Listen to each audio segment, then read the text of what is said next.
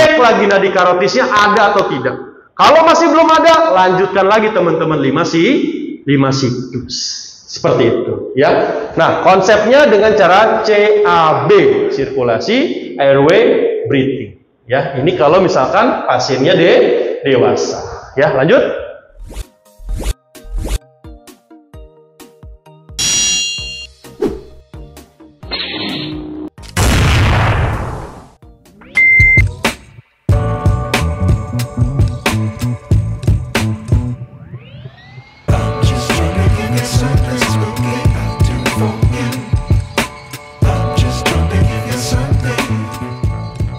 Perhatikan, kedua kasus ini merupakan kasus terbesar penyebab kematian di Indonesia. Ya, di tahun 80-an dulu yang namanya sakit jantung itu urutan nomor 10. Tapi sekarang menempati urutan pertama. Kenapa, Pak? Kok bisa seperti itu? Dulu orang sakit jantung usianya udah tua, 70 tahun, ya, 60 tahun. Sekarang 30-40 tahun sudah ada yang sakit jantung. Dikejar-kejar di kolektor, sakit jantung, ya. Motor mau ditarik, sakit jantung, benar ya? Benar, ya. Kemudian ada yang namanya kecelakaan lalu lintas, hampir tiap hari. Sekiranya kalau kita menemukan dua kasus ini, Pak, Bapak sebagai seorang first responder, apa yang mau dilakukan, Pak, Bu? Ya, telepon polisi dulu lah, Pak Laka itu. Telepon polisi, minta bantuan. Oke, ada lagi, bagus, minta tolong, call for help. Ambulan, teleponnya ke 112. Ada lagi? Terjawab sudah? Ada lagi? Apa ada yang punya pendapat lain? Apa ada yang mau selfie aja lah, foto lah, update status, ada kecelakaan, cik. Nah, ya. Ada lagi? Atau ada yang takut lihat darah di sini? Begitu lihat darah, aduh, mundur deh, ya. Nah, inilah contohnya teman-teman, ya, kasus-kasus yang banyak terjadi di sekitar kita. Ya, baik itu kasus henti napas, henti jantung, ataupun kasus kecelakaan lalu lintas. Nah, tentunya kedua kasus ini penanganannya berbeda. Kalau kasus henti napas, henti jantung mau diapakan? Kalau pasien kecelakaan mau diapakan? Kemudian bagaimana cara kita minta bantuan? Ya, lanjut. Nah, di materi ini yang berkaitan dengan sistem penanggulangan gawat darurat terpadu, ini adalah sebuah sistem, teman-teman, yaitu suatu mekanisme pelayanan pasien atau korban gawat darurat yang terintegrasi dan berbasis call center dengan menggunakan akses telekomunikasi 119 yang melibatkan masyarakat.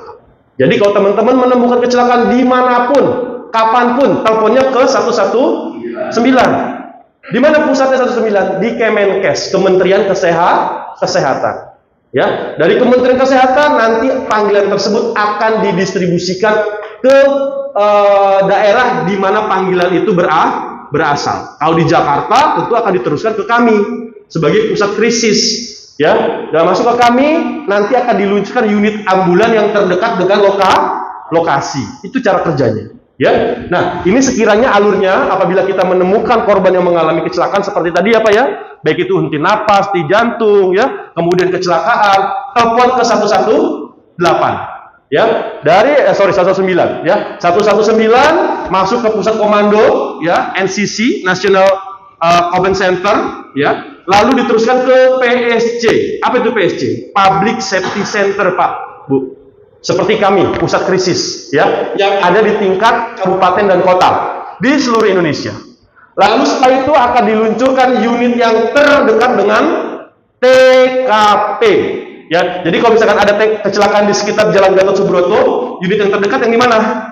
Yang ada di Dinas Pendidikan, sekiranya itu. Nah, petugasnya juga standby di sini, teman-teman. Ya, jadi kita kerjanya adalah simatupang.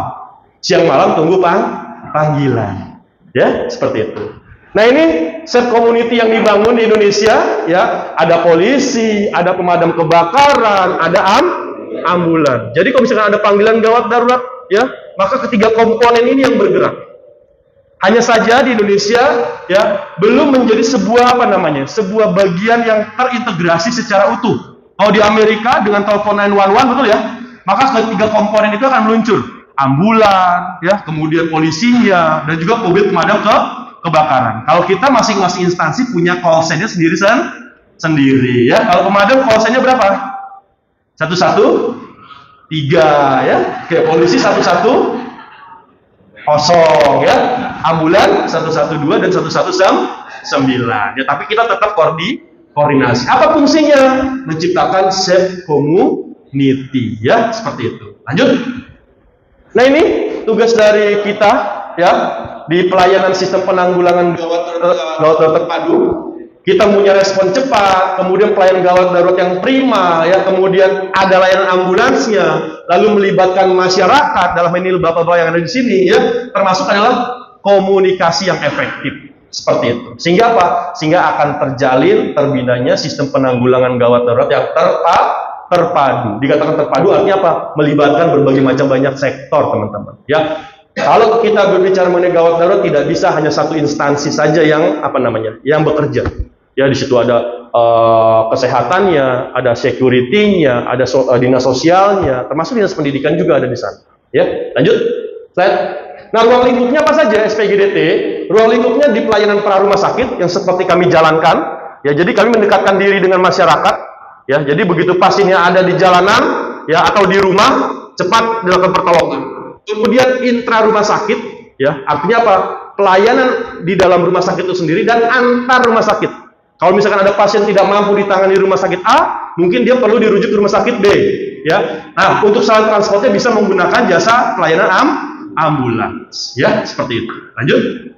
Nah, kemudian siapa yang harus terpapar dari materi kegawat darurat ini? Seluruh masyarakat. Ya, kita kategorikan sebagai masyarakat awal. Meliputi apa saja? Ada pramuka, ada palang merah remaja, kop sukarela, pelajar, ibu rumah tangga, driver, polisi, pemadam kebakaran, ya, kemudian sekutiri, betul ya?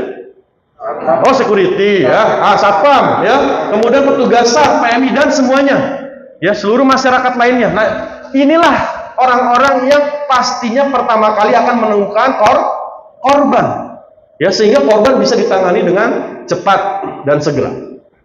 Ya, nah ini kemampuan yang harus dimiliki oleh Bapak Ibu sekalian apa? Yang pertama, tahu bagaimana cara minta tolong. Teleponnya kemana? 119 dan 112. Kalau 129 itu berujung di Kementerian Kesehatan. Ya, artinya kegawat daruratan medis. Tapi kalau 112 DKI Jakarta maksudnya kemana? BPBD, Badan Penanggulangan Bencana Daerah. Nah, di situ di dalamnya ada pemadam kebakaran, ada ambulan, dinas dinas sosial, ya, kepolisian, Pol PP, itu adanya di situ, di 112. Nah, kemudian juga Bapak Ibu diharapkan bisa melakukan yang namanya RJP, resusitasi jantung paru, atau bagaimana upaya kita untuk menghidupkan orang yang sedang akan mati yang tadi saya sampaikan. Ya, kemudian bagaimana kita bisa menghentikan perdarahan. Nah, ya, wah ini darahnya ngocor terus nih, mau diapakan nih? Ya, wah ditutup pakai kain kasa, oh rembes lagi, cabut lagi, boleh nggak? Atau tambah lagi? Nah, inilah coba kita nanti diskusikan. Ya, kemudian bagaimana cara masang balut bidai, termasuk memindahkan korban dengan benar. Nggak boleh kita mindahkan korban ya dengan cedera kepala, tangan kaki diangkat, ya kepalanya anggutan. Sama seperti kita ngangkat hewan kurban, beda cara penanganannya. Ya, lanjut. Nah, ini contoh dari penanganan call-sen 112, ya.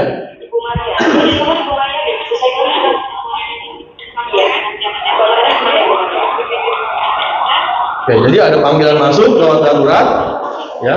Ketiga komponen ini akan meluncur. Apa saja? Ambulans, pemadam kebakaran, dan polisi.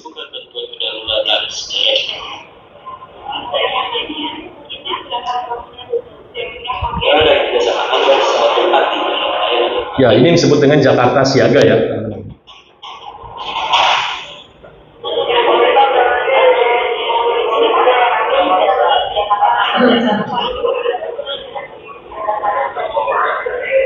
Jakarta Siaga 112 adalah sistem layanan darurat dengan sistem nomor tunggal. Panggilan bebas pulsa dari semua operator dan telepon rumah. Oke, ingat ya, free of charge, bebas pulsa. Seperti kedaulatan medis, kebakaran, kecelakaan, keamanan, dan bencana. Saat Anda menyapa Jakarta Siaga 112, yang akan terlibat dalam panggilan ini adalah segenap jajaran instansi pemerintahan provinsi. Nah, ini ada di 5 provinsi ya, 5 daerah di DKI Jakarta ya. Satpol PP, ISU, AGD 118, Polda Metro Jaya, yang bersinergi cepat tanggap dan respon yang cepat dalam menangani segala kondisi kedaruratan.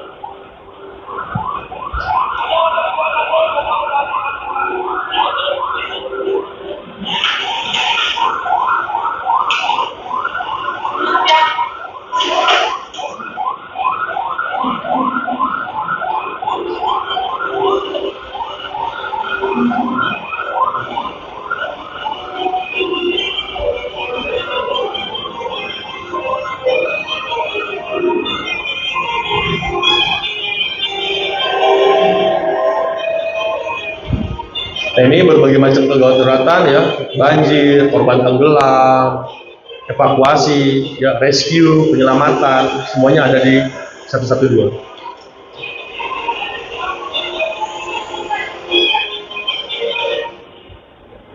Di bawah koordinasi dari BPBD.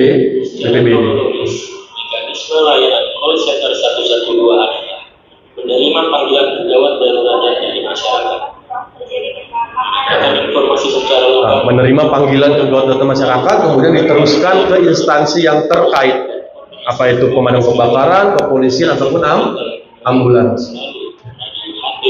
Dan aplikasi web monitor. Kemudian memantau kasus yang sedang terjadi oleh back office melalui web monitoring hingga penanganan yang selesai. Bagi yang menyalahgunakan layanan Jakarta Siaga 112 akan dikenakan sanksi sesuai peraturan yang berlaku. Saat Anda menelpon 112, persiapkan diri. Oke, layanan ini bersifat 24 jam ya. Apa jenis keadaan darurat dan di mana lokasi kejadian? Apakah sudah? Nah, ini harus dijawab oleh si penelpon ya. Kejadiannya terjadi di bangunan. Lalu berikan nama dan nomor telepon yang bisa dihubungi. Bagi warga Jakarta, gunakan layanan 112 hanya untuk keadaan darurat. Kami tidak mengabdi untuk membantu masyarakat. Ya, itu sekilas mengenai layanan dari Call Emergency 112 di bawah koordinasi BPBD ya, untuk menangani berbagai macam jenis kegawat daruratan ya, kebakaran ya, kemudian huru-hara, kemudian kemacetan, ada di subnya juga Pol PP, jadi seperti itu ya. Oke, ada yang mau ditanyakan dari sini atau kita lanjut dulu? Lanjut ya, slide. Nah, materi selanjutnya yaitu mengenai bantuan hidup dasar nih teman-teman. Ya, ini akan nanti kita praktekkan. Kalau bisa teman-teman coba ya merasakan bagaimana cara memberikan napas buatan. Ada yang pernah memberikan napas buatan? Dengan cara mouth to mouth. Nah, ya nanti boleh cari pasangannya masing-masing ya. Nah, oke. Oke, tujuannya apa? Nah, tujuan dari materi ini diharapkan setelah mengikuti materi ini teman-teman bisa melakukan bantuan hidup dasar ya. Lalu bisa menjelaskan juga konsep dari bantuan hidup dasar serta menjelaskan tahapan-tahapannya ya. Bagaimana cara buka jalan napas, bagaimana cara cek nadi ya, bagaimana cara kompresi dada. Kalau misalkan kita lupa, nggak tahu sama sekali, cukup kompresi dada saja ya. Sampai kapan? Sampai bantuannya datang. Misalkan Bapak udah tahu nih konsepnya, oh harus ini, ternyata kesandung ya, lupa, aduh saya lupa nih gitu kan. Bagaimana selanjutnya? Ya boleh dengan cara dilakukan yang namanya kompresi dada saja. Itu hanya boleh dilakukan untuk orang-orang yang benar-benar belum terlatih. Tapi kalau dia terlatih dan dia mampu, harus mengikuti tahapannya. Ya, seperti itu. Lanjut. Slide.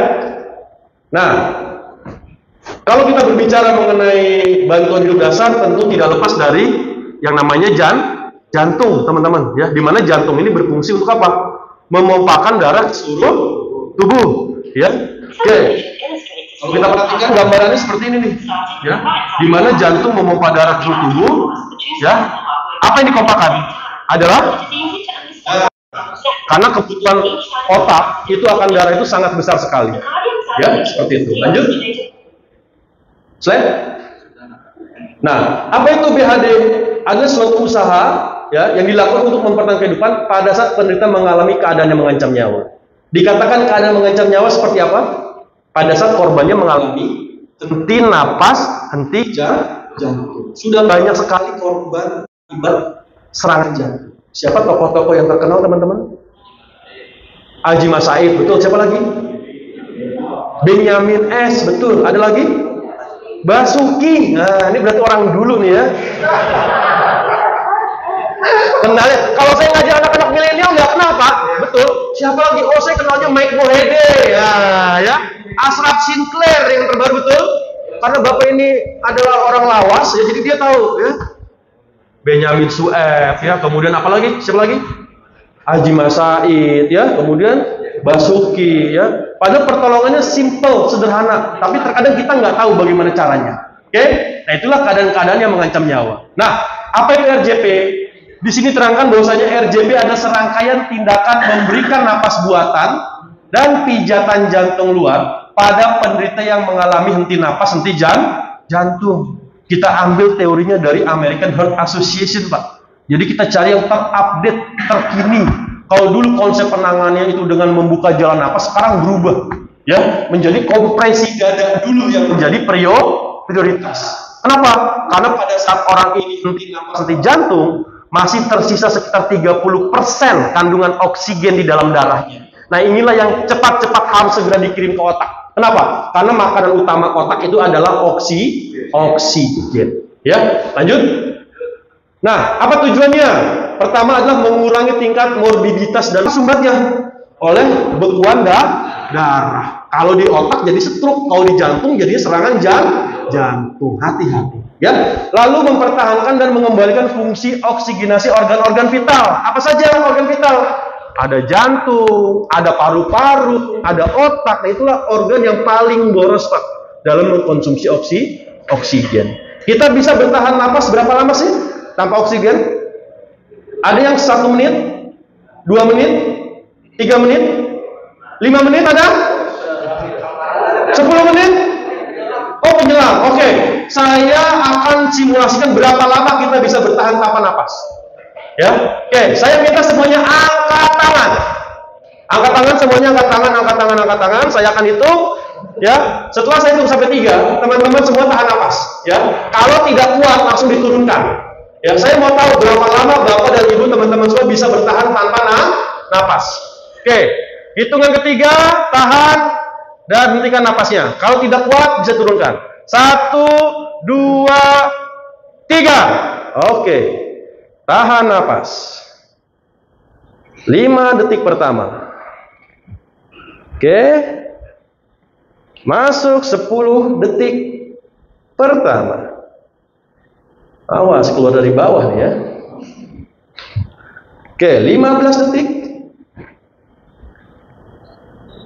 15 detik. Masuk ke 20 detik. Wah, kayaknya mantan perenang semua nih, Bro. Ya.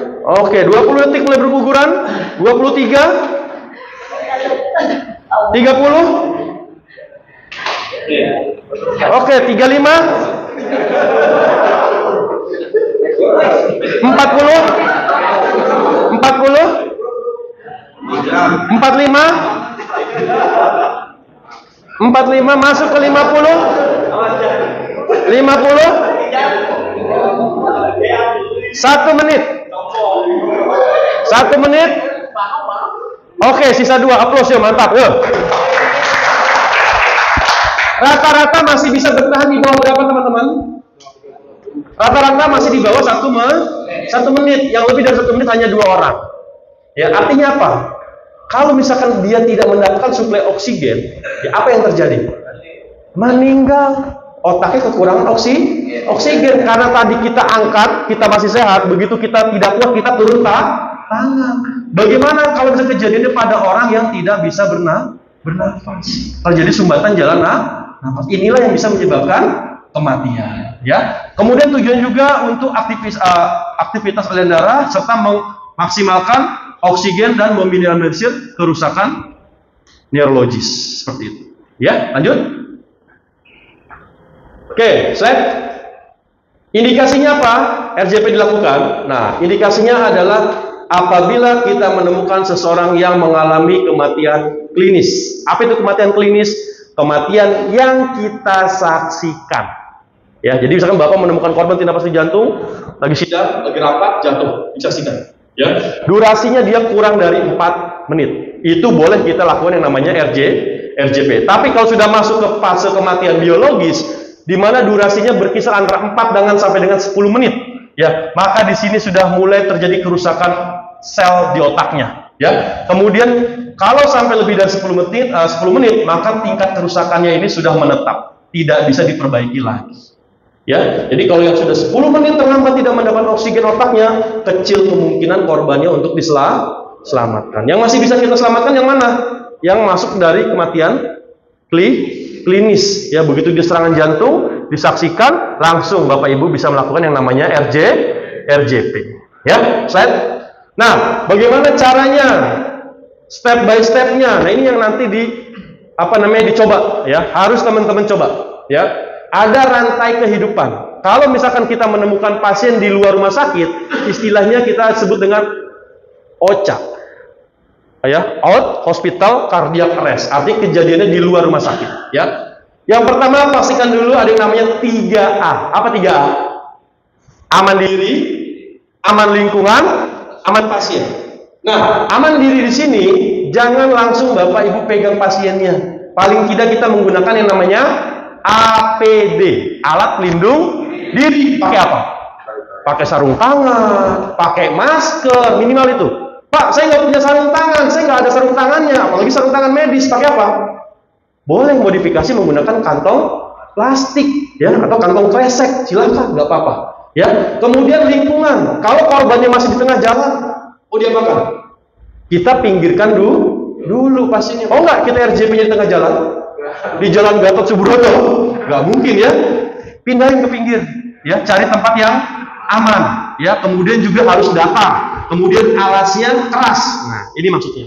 Terakhir, aman pasiennya. Artinya apa aman pasien? Pasiennya cepat pasiennya siap untuk kita lakukan pertolongan. Ya, setelah kita pastikan 3A aman diri, aman lingkungan, aman pasien, jangan lupa cek kesadaran ya teman-teman. Ya, cek kesadaran dengan cara apa? Cek kesadaran dengan cara dipanggil, Pak, Bu, dengar nggak suara saya? Panggil. Ya, cukup dipanggil. Kalau dulu kata boleh dicubit-cubit, ya.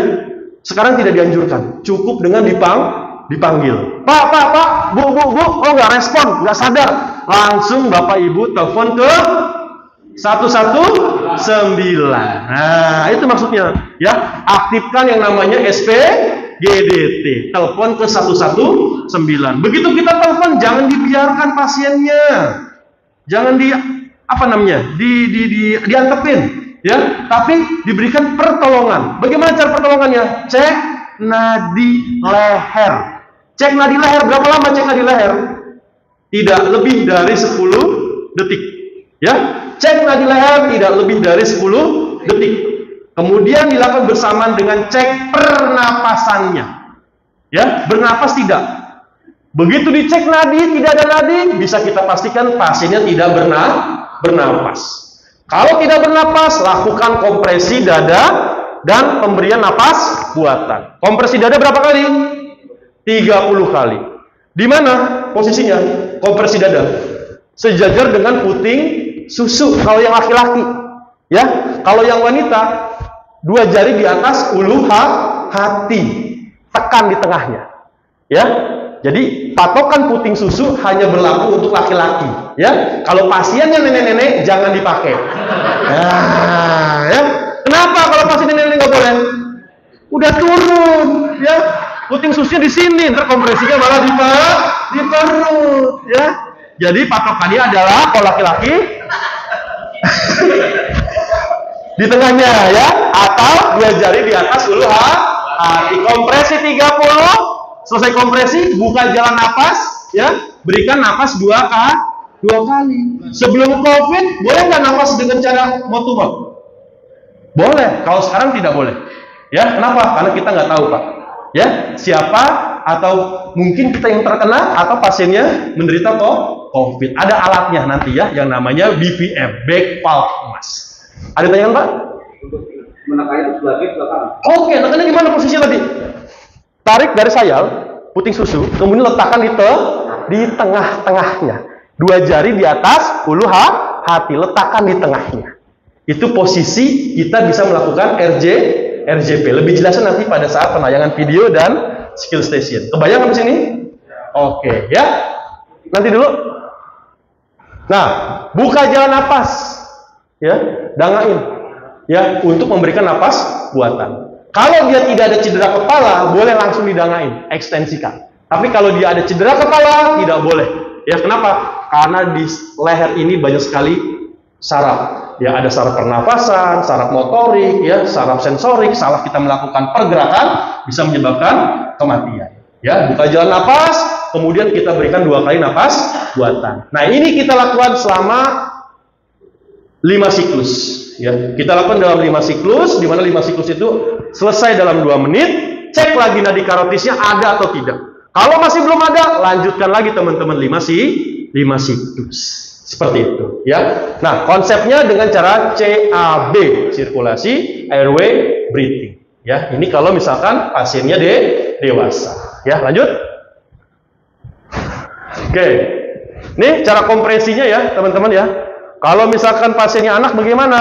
Dan bayi, sama aja. Cuman penekanannya itu dia kedalamannya sekitar 5 cm pada anak dan 4 cm pada bayi. Ya, pemberian kompresinya kalau dia 1 penolong dengan 3:2 sama juga ya. Kalau dia 2 penolong 15:2. Untuk lebih jelasnya nanti pada saat skill station dan penayangan video. Ya, lanjut. Nah, kalau pada ibu hamil, kadang-kadang ada nih teman-teman, ibu hamil bagaimana? Tiba-tiba dia henti jantung. Ya, kalau posisi ibu hamil sama, ya, hanya saja posisinya dimiringkan 30 derajat. Ya, kemudian kompresinya ke arah sebelah kiri. Kenapa sebelah kiri? Karena dalam tubuh ibu ini ada aorta besar. Ya, kalau tidak dimiringkan, percuma saja kita kompresinya, kita tekan dadanya tidak maksimal, darahnya bisa mengalir karena terjepit. Ya, maka diposisikan dia miring. Ini posisi RJP pada ibu hamil, resusitasi jantung dan paru pada ibu hamil, dimiringkan. Ya, lanjut. Nah, dikatakan RJP yang berkualitas kalau apa? Nih tanda-tandanya, kedalamannya itu sekitar 5 cm, ya. Kemudian kecepatan pada saat kita memberikan kompresi dada itu berkisar 100 kali per menit. Pastikan kembang dada sempurna. Pada saat kita memberikan ventilasi, dadanya naik sempurna. Artinya apa? Oksigen yang kita berikan itu masuk, ya. Kemudian ventilasi tidak berlebihan. Pada saat kita memberikan napas buatan, tidak berlebihan. Minimalisasi interupsi. Artinya apa? Pada saat perpindahan antara ventilasi dan kompresi tidak lebih dari 10 detik. Itu yang disebut dengan minimalisasi interupsi. Ini yang disebut dengan RJP berkualitas atau high quality CPR. Ya, slide. Nah, setelah pasiennya sadar sambil menunggu bantuannya datang, ya, kita bisa lakukan apa terhadap pasien ini? Kita bisa posisikan dengan posisi miring mantap, Pak. Ya, miring mantap, boleh miring ke kanan atau miring ke kiri boleh. Ya, disesuaikan dengan kondisi yang ada di lapangan. Ya, nah, dengan kita memposisikan miring mantap seperti ini, kita menjaga jalan napas pasiennya masih tetap terbuka. Ya, dengan posisi seperti ini, lehernya didangakkan sedikit ke atas, itu jalan napas terbuka sehingga pasiennya masih bisa bernapas. Misalkan pasiennya ada muntahan, ya, kita bisa mengeluarkan sisa makanannya sehingga tidak menutup jalan napas. Diberikan posisi miring mantap atau yang disebut dengan recovery position. Ya, slide. Nah, ini gambarannya. Ya.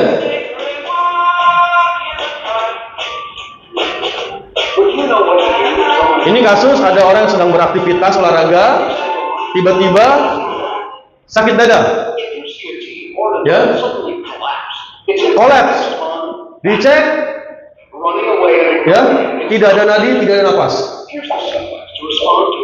Ya, bagaimana cara ngeceknya?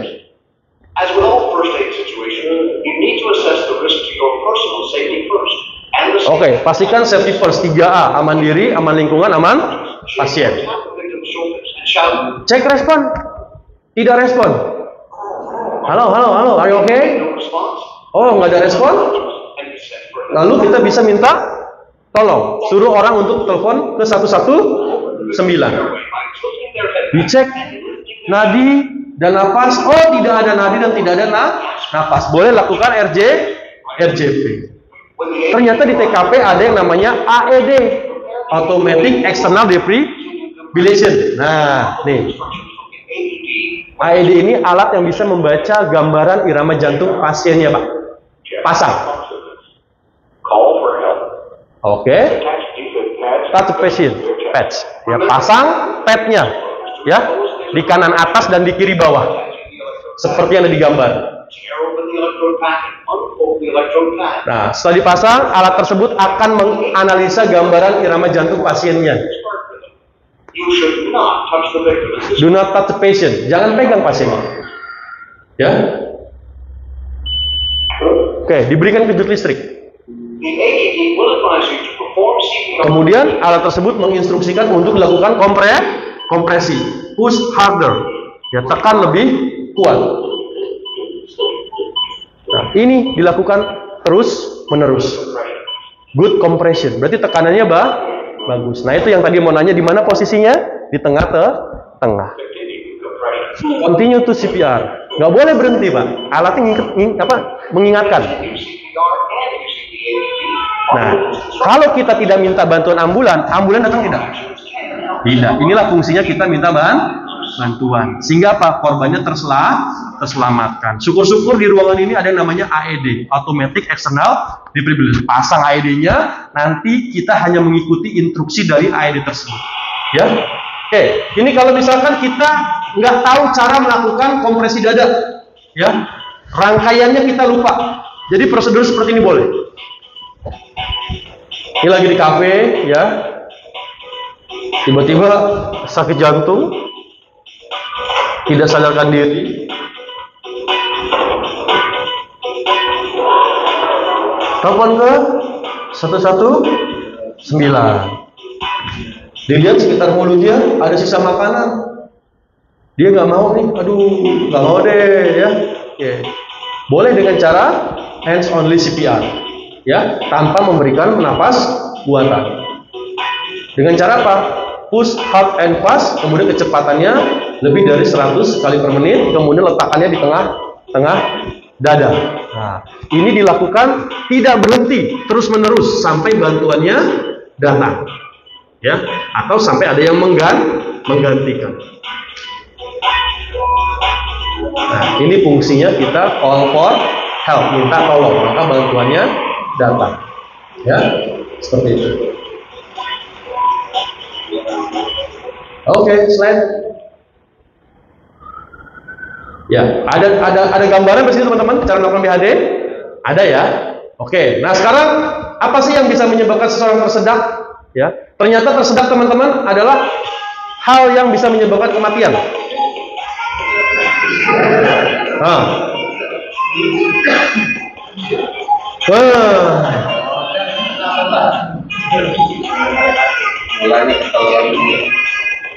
Nah, oke, jelas sampai sini ya. Ini merupakan tanda dari seseorang yang mengalami tersedak. Apa aja tandanya? Ya, orang tersedak bisa saja batuk kalau misalkan sumbatannya masih parsial, masih setengah. Ya, kemudian ada sesak napas, suaranya serak, ada kesulitan bicara. Kemudian orangnya akan memegang leher. Kenapa megang leher, Pak? Nggak megang perut atau kaki? Karena dia berusaha untuk bernapas dan mengeluarkan benda yang menutupi jalan nafas, ya. Kemudian wajahnya kemerahan. Kenapa kemerahan? Karena tidak mendapatkan suplai oksigen. Lemas bisa terjadi, bahkan sampai korbannya tidak sadar. Inilah contoh yang banyak terjadi di luaran sana. Kita nggak tahu, ya. Kalau pasiennya tersedak diapain? Yang ada malah biasanya di apa? Mulutnya dicolok ke dalam. Yang ada malah benda asingnya terdorong ke dalam. Ya, ini tanda-tanda dari tersedak. Slide. Nah, penanganannya bagaimana untuk kasus tersedak? Bisa dengan back blow seperti yang ada di layar, ditepuk punggungnya Pak 5 kali supaya apa? Supaya benda asingnya keluar. Di mana tepuknya? Di antara dua tulang belikan. Ya, 5 kali menggunakan tumit tangan. Ya. Kemudian ada yang namanya abdominal thrust, ditekan perutnya antara pusat dan PX uru hati. Ya, dihentakkan.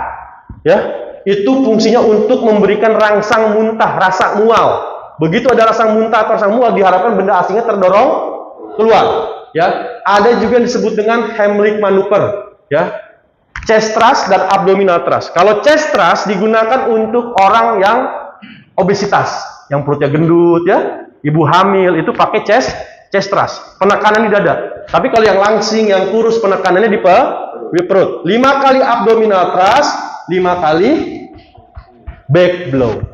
Ya, sampai kapan? Sampai benda asingnya keluar. Kalau ternyata benda asingnya tidak keluar, pasiennya tidak sadarkan diri, maka prosedurnya dilakukan RJP. Nah, itu prosedurnya. Ya, Pak, bagaimana dengan benda asingnya? Kalau dia sadar, nanti bisa terdorong keluar benda asingnya. Ya, nah, chest thrust dan back blow. Ya, jadi ini yang kita lakukan kalau misalkan kita menemukan pasiennya tersedak. Nah, ini disebut dengan chest thrust, ya, atau abdominal thrust. Monkey aja bisa kan? Lagi, Mbak? Putar lagi. Nih. Dia tersedak, maka dilakukan abdominal thrust. Tuh. Nah, ya, keluar benda asingnya, ya. Hewan aja dia punya naluri menolong, apalagi kita sebagai manusia, ya, seperti itu. Lanjut.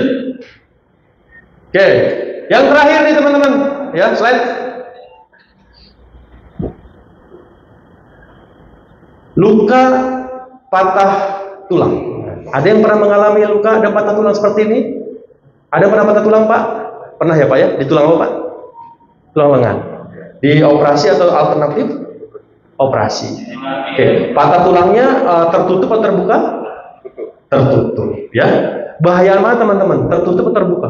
Terbuka. Karena dia ngalir darah menggunakan kalau patah tulang terbuka tidak menggunakan darah. Yang ditangani oleh dokter ialah dia menggunakan darah. Oke.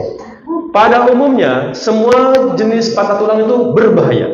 Ya, tapi kalau tanya berbahaya mana? Biasanya yang tertutup.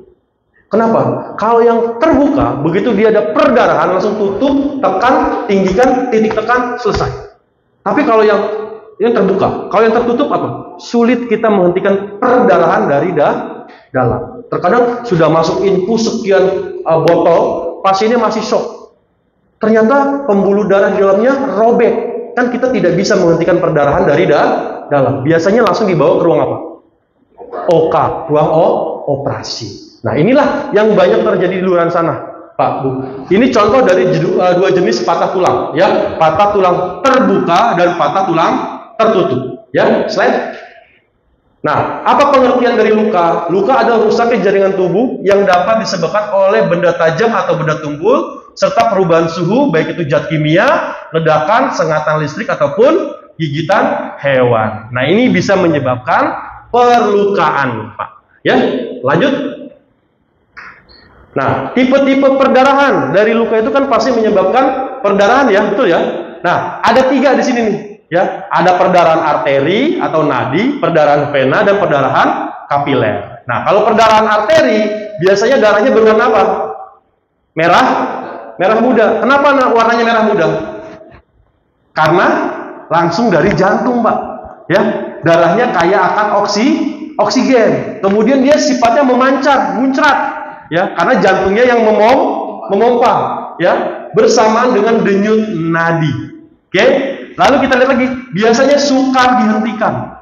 Kenapa? Karena kalau perdarahan arterinya ini adanya di bagian dalam tubuh kita, ya, sehingga menghentikannya agak lebih sulit. Oke? Kalau yang perdarahan vena, kulitnya warnanya merah gelap, kemudian O2-nya sedikit, kemudian kalau perdarahan ini sifatnya dia tenang atau mengalir, ya, mudahnya dihentikan.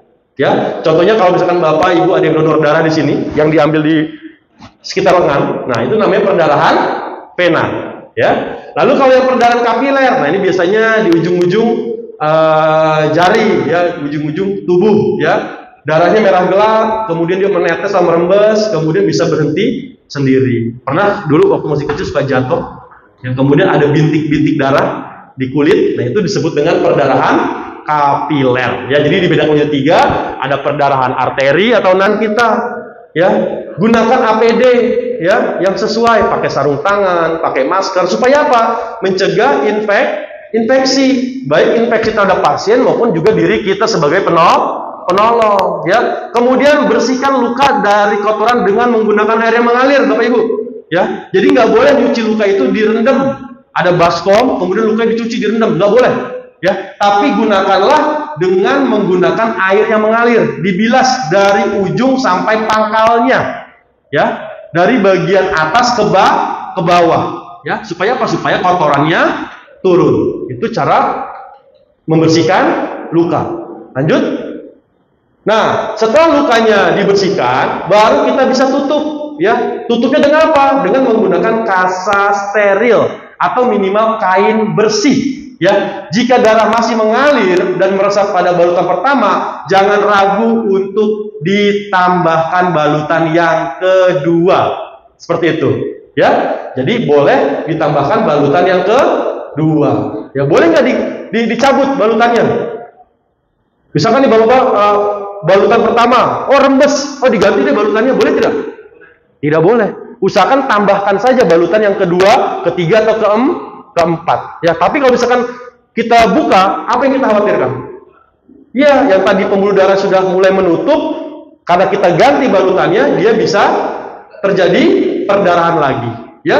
Kemudian yang keempat, hentikan perdarahan dengan menekan langsung pada luka ya. Kalau dia perdarahan di lengan sini, di sini boleh tekan ya, ditekan ya, ditekan pembuluh darahnya ya. Supaya apa? Supaya berhenti. Oke. Kemudian luka anggota gerak itu kita bisa tinggikan, Pak ya. Supaya apa? Supaya darahnya tidak mengalir. Seperti ini. Misalkan dia perdarahan di lengan, bawahnya ditinggikan, Pak. Jangan dibawa seperti ini. Kalau dibawa seperti ini apa? Akan terdorong oleh jantung, sehingga darahnya akan cepat mengalir. Jadi tinggikan. Nah, yang jadi pertanyaan, kalau misalkan Bapak di luaran sana menemukan pasien mengalami kecelakaan di kepala, perdarahannya banyak, kita tidak ada kasa, tidak ada kain, boleh pakai apa modifikasinya? Baju boleh, silakan, nggak apa-apa. Atau punya kerudung, serep, boleh, jilbab, boleh, silakan. Tapi kalau itu nggak ada semua, boleh pakai apa? Pakai daun. Boleh pakai daun? Jangan, ya. Oke. Jemuran orang, ah, ini kreatif juga nih, ya. Jemuran tetangga, ya, boleh ya. Ya. Pakai apa? Tangan. Tutup. Tapi ingat, harus diapakan tangan kita? Harus pakai APD. Yang paling gampang ya di warung-warung ya, di Indomaret Alfamart ada pembalut. Apa sih fungsi pembalut, Bu? Apa fungsi pembalut? Untuk menyerap darah, betul ya? Iya, kita bisa kan pakai pembalut ya. Dia lukanya di jidat, luka apa namanya? Luka gores dalam, tempel aja pembalut, nggak apa-apa, kan sama fungsinya. Tapi ingat jangan pakai yang wings ya. Nanti terbang katanya ya. Juga plesternya jangan sampai salah ya katanya ya. Di bagian dalam atau bagian luar. Karena ada perekatnya ya Bu ya, betul ya. Nah, itu bisa kita gunakan teman-teman. Ya sebagai apa? Sebagai alternatif. Kan bagian juga pembalut apa bentuknya? Steril sifatnya ya, bersih. Boleh silakan. Ya. Lanjut slide. Nah, kalau luka tusuk bagaimana nih teman-teman? Luka tusuk jangan sekali-sekali dicabut. Apalagi dia mengenai pada area dada, perut, punggung atau pinggang. Nggak boleh. Biarkan dia menancap seperti itu. Kenapa dibiarkan menancap? Supaya darah di dalam nggak keluar. Betul Pak. Benda yang menancap itu sebagai apa? Ditambah lagi itu kan alat bukti Pak. Betul. Benda yang menancap sebagai tampon, penghambat. Begitu dicabut, Bapak Ibu cabut, yang terjadi apa? Perdarahan, internal bleeding, lebih sulit menghentikan perdarahannya. Betul? Maka biarkanlah benda ini menancap. Ya, kemudian kita pertahankan posisinya. Kemudian kalau dievakuasi jangan pakai gojek ya. Pakai ambulan, mentang-mentang ketusuk di perut ya, bawahnya pakai gojek, jalannya jelek, ujuk. Nah, ya, robeknya pindah dari kiri karena pindah ke kanan, nggak boleh ya. Atau karena Bapak udah belajar tentang first aid ya, nggak boleh dicabut pada saat memberikan pertolongan, nggak sengaja kesenggol, copot, lepas, ya copot. Wah, ini kayaknya kurang dalam tadi maksudnya. Nggak boleh ya. Kalau misalkan udah terburai, nah nih ya, hati-hati nih. Boleh nggak kita masukkan lagi nih organ yang sudah terburai? Jangan. Ya, kenapa? Karena sudah terkontaminasi, mungkin udah ada debunya, kotoran, ya Pak ya. Pertahankan aja, tutup dengan kain bersih yang sudah dilembabkan, bawa ke rumah sakit. Ya, kalau dimasukkan apa? Resiko terjadi infeksi. Ini banyak kejadian di luaran sana ya. Kalau kita dulu sering baca lampu merah ya, Pak tahu ya Pak ya? Kecuali mati Pak, meninggal. Ya, seperti itu. Ya, oke lanjut slide. Nah, cara menghentikan perdarahan bagaimana tekniknya? Gampang Pak. Ada yang namanya 4T, tutup, tekan, tinggikan, titik tekan. Tutup lukanya, ya. Kemudian tekan, ya. Lalu kita tinggikan dan titik tekan di sini. Bawa ke rumah sakit. Itu aja tugas kita, gampang. Tapi kebanyakan di luar sana pasien berdarah-darah dibawa aja ya Pak ya. Udah bawa sampai rumah sakit, pasiennya sudah kehilangan banyak darah. Udah tidak sadar. Pertolongan simple, sederhana, tapi terkadang kita salah dalam mengaplikasikannya. Ya, seperti makanya di sini dituntut jiwa apa ya? Jiwa kemanusiaan kita. Ya, dengan adanya Bapak di sini merupakan panjang tangan dari kami. Ya, pada saat korbannya mengalami kegalauan, bagaimana Bapak dan Ibu bisa menangani awal sebelum bantuannya datang. Ya, lanjut. Nah ini titik tekan ada beberapa titik ya, ada yang di leher, ada yang di lengan, ada yang di selangkangan ya, kemudian ada yang di lutut ya. Ini tergantung dari mana sumber perdarahannya itu berasal. Kalau misalkan di lengan ya berarti di atas lengan ini yang ditekan ya. Kalau yang di kepala berarti di arah kepala leher. Ini merupakan titik tekan pada kasus-kasus perdarahan. Lanjut. Nah kemudian patah tulang ya, slide. Kalau tadi lihat gambaran patah tulang terbuka atau tertutup Pak? Tertutup ya.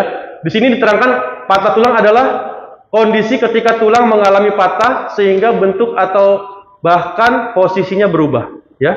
Jadi bisa saja dia tembus kulit, bisa ya, atau dia tusuk ke dalam, itu juga bisa. Tandanya apa kalau patah tulang? Adanya nyeri di sekitar daerah yang mengalami luka atau patah, kemudian adanya perubahan bentuk, ada bengkak juga tentunya ya. Ditambah lagi biasanya pasien ini atau korban ini malas untuk bergerak. Kenapa malas bergerak? Karena sakit, betul Pak. Karena ada pergesekan antar tulang, nyeri. Ya nggak bakalan dia mau digerakkan seperti itu. Ya. Tapi pada saat kita menunggu pasien patah tulang, jangan sekali-kali kita mencoba untuk mereposisi. Yang tadi dia bengkok, kemudian diluruskan, boleh nggak? Nggak boleh. Ya, jadi tanganilah seperti apa yang kita temukan. Ya, nanti direposisi pada saat dia di rumah sakit. Ya, kalau kita paksakan ya, karena kalau kita paksakan untuk kita luruskan, bisa aja pasien jadi pingsan Pak. Ya, kenapa? Nyeri yang hebat seperti itu. Jangankan patah tulang, kadang-kadang kita jalan ke seleo aja, sakitnya minta ampun ya Pak. Ya? Apalagi patah tulang. Lanjut. Nah ini patah tulang ada dua macam, ada yang terbuka, ada yang tertutup. Ya, jenis patah tulang di mana tulang yang patah tidak sampai menembus kulit. Nah ini disebut dengan patah tulang tertutup. Tapi kalau dia patah tulang terbuka, dia sudah menembus kulit. Biasanya terjadi kerusakan jaringan. Ya, otot-ototnya robek. Hati-hati. Terjadi ketika bagian ujung dari tulang ini menembus kulit, teman-teman semua. Ya, lanjut. Nah ini model-model dari patah tulang. Ya, ini kita ketahui pada saat mungkin nanti di rongsen. Oh ini modelnya seperti ini, model seperti ini, ya, seperti itu. Lanjut. Nah penanganannya bagaimana? Kalau misalkan kita menemukan pasien yang mengalami patah tulang, pertama stabilkan dulu Pak. Pastikan ABC-nya terjaga, airway, breathing, circulation. Ya. Kemudian kontrol perdarahan. Bagaimana tadi cara menghentikan perdarahan dengan cara apa? 4T. Apa 4T? Tutup, tekan, tinggikan, titik tekan. Nah, bagus ya. Jika ada patah tulang terbuka, balut luka sebelum dibidai. Ya. Jadi kalau misalnya ada patah tulang terbuka, dibalut dulu Pak tulangnya Pak. Ya, baru dilakukan pemasangan bidai. Jangan pernah berusaha untuk meluruskan patah tulang. Ya itu prinsip, nggak boleh. Pak, saya temunya bengkok tangannya. Ya udah, bidai seperti apa adanya. Ya, karena mentang-mentang kita mau luruskan, Pak, tangannya saya luruskan ya Pak ya, copot tangannya. Ya, nggak boleh. Ya, seperti itu. Oke. Kemudian kita perhatikan juga imobilisasi ekstremitas. Istirahatkan organ yang cedera, Pak. Sambil diajak ngomong, Pak, tangannya saya bida ya, Pak ya. Pak, lukanya saya balut ya. Artinya apa? Kalau kita ajak bicara, berarti korban ini tahu apa yang akan kita lakukan. Jangan langsung ujuk-ujuk langsung dibidai. Ujuk-ujuk langsung ditutup lukanya. Dia nanti kaget, bingung. Oh, saya mau diapakan ini ya. Nah, seperti itu. Jadi komunikasikan dulu dengan korbannya, ya. Kemudian di sini ada yang namanya minimalisasi perdarahan dan juga berfungsi mengurangi nyeri. Nah, ini pasang bidai, ya. Mungkin di pelatihan berikutnya yang satu hari kita bisa praktekkan, ya, cara melakukan pemasangan bidai. Lanjut. Nah, kalau dislokasi nih Pak yang sering terjadi nih, ya, ini terjadi karena keluarnya pangkal tulang dari persendian, ya. Kadang disertai dengan robeknya ligamen. Ya, ligamen itu semacam apa ya? Otot ya, yang seharusnya menahan pangkal tulang agar tetap berada di tempatnya. Nah, gejalanya dia nyeri, kemudian terasa adanya tekanan yang berlebihan pada daerah persendian. Ini diakibatkan karena gerakan yang mendadak, Pak. Ya, seperti itu. Lanjut. Oke. Selanjutnya, bagaimana sih cara kita memindahkan pasien? Ini penting nih, perlu kita ketahui. Ya, banyak sekali kasus-kasus yang terjadi bukan penolongnya, bukan korbannya selamat, tapi si penolongnya yang mengalami cedera, Pak. Ya, karena salah mengangkat. Kalau kita lihat dari dua gambar ini, mana yang betul cara mengangkatnya? Yang cowok atau yang cewek? Yang cewek. Kenapa kok cewek yang betul? Iya, karena cewek tidak pernah salah. Oke, yang betul yang perempuan ya. Oke, karena perempuan tidak pernah salah. Kalau perempuan salah kembali ke pasal 1. Jadi perempuan selalu benar ya. Oke, kalau kita lihat gambar di sini, kenapa kok yang perempuan bisa kita asumsikan dia benar saya mengangkatnya? Oke, betul, kuda-kuda ya Pak ya. Bagaimana Pak kuda-kudanya Pak? Ayolah. Ayo, betul Pak, kuda-kudanya ya. Karena yang cewek buka kaki sejajar dengan bahu. Itu merupakan cara mengangkat yang benar. Kalau yang cowok bagaimana tumpuannya pada apa? Pada punggung. Ya, ini yang banyak terjadi orang yang mengalami saraf kejepit, betul? Karena cara mengangkatnya yang salah. Tumpuan harus pada tulang-tulang panjang, bukan pada punggung. Seperti itu, ya. Lanjut. Nah, apa saja panduan yang harus kita perhatikan pada saat mengangkat? Slide. Lanjut. Terus. Nih, Pak, Bu, terus. Oke. Yang pertama kita nilai dulu beban yang kita angkat, mampu atau tidak. Ya, terutama bapak-bapak security ya, biasa minta dia, Pak, tolong Pak bantuin angkatan Pak. Nah, kayak gitu sering ya. Oke. Wah, karena yang suruh ngangkat bos nih, oh mampu nih ya. Nggak tahunya nggak kuat, wah jatuh gubrak. Nah, ya, hati-hati ya. Kalau tidak mampu jangan lupa minta bantuan. Dia jangan dipaksakan, mentang-mentang yang nyuruh ada kepala dinas ya jatuh ya, cedera. Hati-hati ya. Oke, nilai bebannya mampu atau tidak. Yang kedua, kemudian pada kita mengangkat, jarak antar kedua lengan kita sekitar 30 cm ya. Lalu regangkan dengan posisi kaki. Berarti kaki itu bisa sejajar dengan bahu, bisa juga satu kaki di depan. Itu cara mengangkat. Itu kuda-kuda, ya. Lalu mulailah dengan jongkok, bukan membungkuk. Ya, seperti tadi yang digambar Pak ya. Dia mulai dengan jongkok. Kalau jongkok dia tumpuannya pada tulang-tulang panjang. Tapi kalau dia bungkuk, tumpuannya pada pinggang. Hati-hati. Kemudian dekatkan tubuh dengan benda yang akan kita angkat. Ya. Contohnya kayak Bapak, Ibu kalau ngangkat galon kan nggak mungkin kan galon jauh begini kan, pasti dia didekatkan dengan tubuh. Karena apa? Karena itu akan lebih memudahkan pada saat kita akan mengangkat. Lalu jangan memutar mendadak Pak, hati-hati. Ya, bisa menyebabkan dislokasi, ya atau terjatuh, hati-hati. Ya. Kemudian kemampuan diri dan rekan itu perlu diperhatikan. Ya, nilai teman kita mampu nggak nih? Udah 2 orang, oh ternyata nggak kuat angkat meja sebesar ini, minta tambah lagi. Ya, jangan dipaksakan, jangan membuat diri kita menjadi cedera seperti itu. Ya, panduan ini ya digunakan berlaku pada saat kita menarik maupun mendorong. Ya, lanjut. Oke, untuk teknik pemindahannya ada beberapa macam, teman-teman. Ada pemindahan darurat, ada pemindahan non darurat. Ya, pemindahan ini dilakukan melihat situasi dan kondisi. Ya, pemindahan pasien ketika dalam keadaan berbahaya, ya, baik untuk diri sendiri ataupun diri penolong. Itu disebut dengan pemindahan darurat. Jenisnya ada tarikan baju, tarikan lengan, tarikan selimut, piggyback carry, ya. Kemudian angkatan pemadam itu masuk dalam tarikan darurat atau pemindahan darurat. Ya, slide.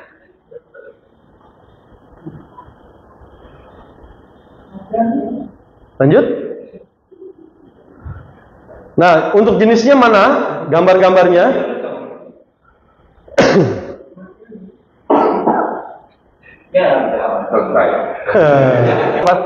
Oke, jenisnya ini ya.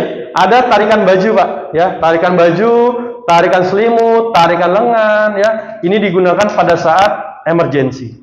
Ya, walaupun nanti cedera pasiennya menjadi lebih parah, tidak apa-apa, bisa kita abaikan. Yang penting korbannya selamat terlebih dahulu. Ya, boleh. Lanjut.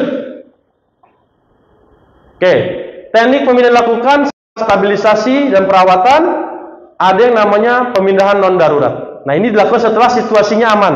Tidak ada faktor yang berbahaya baik untuk si penolong maupun si korban. Ya, maka teknik pengangkatannya bisa dengan pengangkatan ekstremitas, pengangkatan langsung dari lantai, bisa juga dengan menggunakan long span board dan juga lock roll, dan juga pengangkatan direct ground lift. Ya, seperti ini gambarannya untuk pemindahan pasien yang non darurat, ya Pak ya.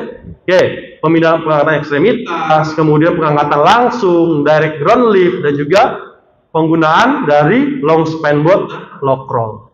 Oke, ya.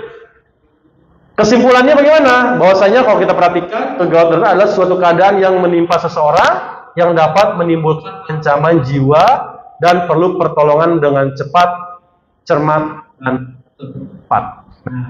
Oke, slide. Ya. Lanjut. Oke, terima kasih. Applause dulu buat kita semua ya. Ya, sekiranya itu pemaparan materi hari ini. Sampai sini ada yang ingin ditanyakan atau didiskusikan, silakan. Sebelum nanti kita langsung praktek, ya, kita bagi dua skill stationnya. Ada yang ingin didiskusikan? Silakan, ada pertanyaan? Ada pertanyaan atau sudah cukup jelas? Ya, silakan Pak. Silakan Pak. Luka memar gitu ya, benturan, tindakan awalnya apa sih? Kadang ada pakai air hangat. Oke, terima kasih. Bagaimana kalau misalkan kita menemukan pasien yang mengalami memar? Ya, kenapa sih bisa menjadi memar? Karena ada perdarahan dalam. Hati-hati Pak, memarnya di mana dulu? Lihat, kalau memarnya di dada, ada kemungkinan cedera dada. Ya, kemudian napas pasiennya jadi sesak, hati-hati. Kemungkinan ada cedera di parunya. Tapi kalau misalkan dia memar di anggota gerak tubuh, ya, itu masih bisa kita tangani. Ya, kenapa bisa saja memar? Karena robeknya pembuluh darah di bagian dalam. Nah, penanganannya bagaimana? Yang pertama, stabilisasi dulu korbannya. Pastikan ABC-nya terjaga, airway, breathing, sirkulasinya. Ya.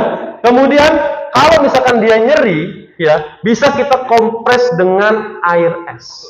Ya, untuk menghilangkan rasanya nyeri. Ya, kenapa? Dia memar kan, sakit kan? Sama kayak pemain sepak bola Pak, memar kan ya? Oke, itu kita bisa kompres dengan air es. Tapi kalau untuk menghilangkan memar itu bagaimana? Kita bisa gunakan apa? Ada yang namanya heparin. Ya, kita bisa oleskan dengan heparin. Ya, apa heparin? Ada yang tahu? Salep yang bening. Apa namanya? Apa namanya, tahu? Salep yang bening yang dioleskan, ya? Kalau tidak di tempat, cukup dengan dikompres air dingin. Seperti itu. Iya, boleh seperti itu. Untuk menghilangkan rasanya nyeri, itu lebih baik. Ya, kemudian dibidai kalau memang dicurigai dia mengalami fraktur. Ya, kalau misalkan kita curiga ada tanda-tanda patah tulang, kita bisa lakukan pembidaian. Ya, kalau merek dagangnya kita sebutnya dengan apa ya? Heparin, trombopop Pak. Tahu? Bukan, kontrapen itu buat nyeri otot. Ya, ada namanya trombopop. Ya, misalkan ada anak bapak yang kejedot ya, benjol, oh kasih trombopop ya, untuk apa? Untuk menghilangkan memar. Cuma lihat dulu memarnya di mana. Kalau di dada memarnya banyak, hati-hati. Tapi kalau memarnya di lengan, di kaki, ya bisa diberikan apa? Kompres air dingin. Silahkan seperti itu. Boleh Pak, silahkan. Oke. Ada lagi?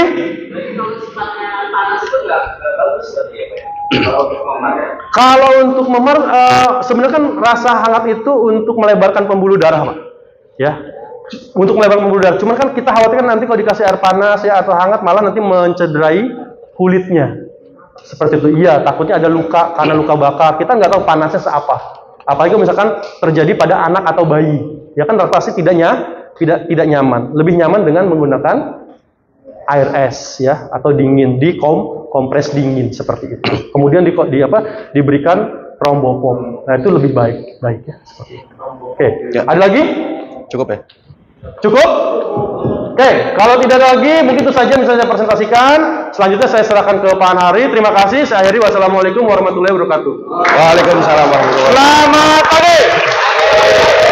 Selamat pagi. Oke, close dulu buat kita semua yuk. Anda luar biasa. Oke. Terima kasih Mas Dela ya atas ilmu yang sudah diberikan. Baik Bapak Ibu, udah menyerap semua ya? Apa udah ngebul? Iya. Tentunya materi tadi hanya 4 materi ya. Artinya simple sedikit. Sebenarnya ilmu kegawat daruratan itu sangat banyak Pak. Tapi ini kita berikan inti-intinya saja karena ini yang mengancam nyawa dan ini terjadi di sehari-hari ya. Jadi kita berikan inti-intinya saja. Nah sekarang mungkin kita akan coba peragakan dulu sebelum kita bagi 2 grup ya. Kita peragakan mungkin satu manekin dulu kali ya di sini. Nanti yang di belakang, satu di belakang Dok, nggak apa-apa. Ini satu di depan. Sebelum kita bagi 2, nanti Dr. Zulkarnain dan Mas Nugrah akan memperagakan dulu bagaimana penanganan pada serangan jantung, melakukan RJP, pijat jantung secara keseluruhan dari awal sampai akhir. Nanti baru setelah itu kita bagi 2, kita praktek ya. Jadi di awal akan dijelaskan dulu oleh Dr. Jul ya.